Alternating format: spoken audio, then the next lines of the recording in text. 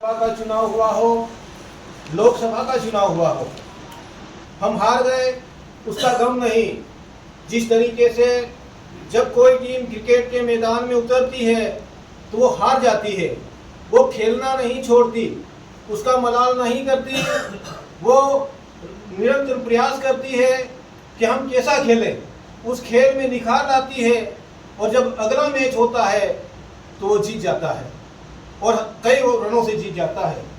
इसीलिए इसी का उदाहरण लेते हुए हमें आगे बढ़ना है। कविता की दूसरी पंक्ति पेश कर रहा हूँ।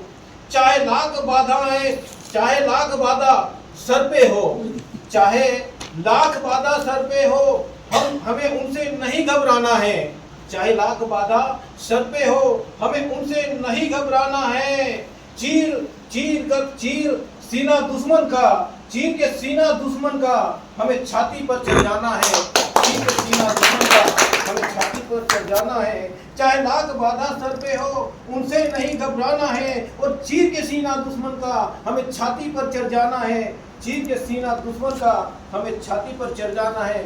तो हमें चाहे कैसी भी परिस्थिति आए, जिस तरीके से जब कोई किसान खेत में जाता है तो उसमें कई कंकर होते हैं, पत्थर होते हैं, कांटे होते हैं, लेकिन उन सभी को साफ करते हुए अपने खेत में मेहनत करता है, काम करता है और तब तक हार नहीं मानता जब तक कि फसल उग नहीं जाती और उगने के बाद फसल तैयार नहीं हो जाती और अपने आंगन में उस फसल को लाकर वो रख नहीं देता, तब तक हार नहीं मानता है। इसलिए मैंने आखिरी पंक्ति आपके सामने पेश कर रहा हूँ।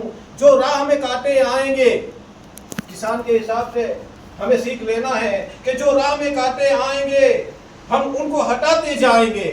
जो राह में कांटे आएंगे हम उनको हटाते जाएंगे और बंजर धरती पर फूलों की और बंजर धरती पर फूलों की खेती फिर लहराएंगे।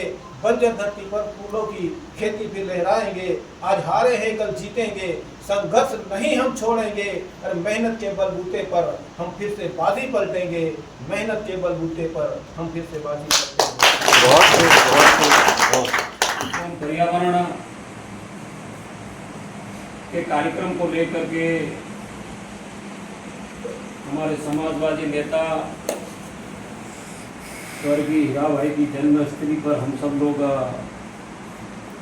इस मंडल के कार्यक्रम को मना रहे हैं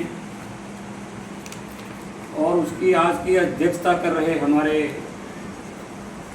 इस मंडल के मंडल अध्यक्ष भाई सोहनलाल जी। आज के इस कार्यक्रम में हम सबके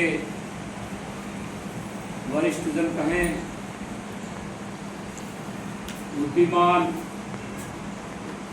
और लगातार हमारे रिटायरमेंट के बाद में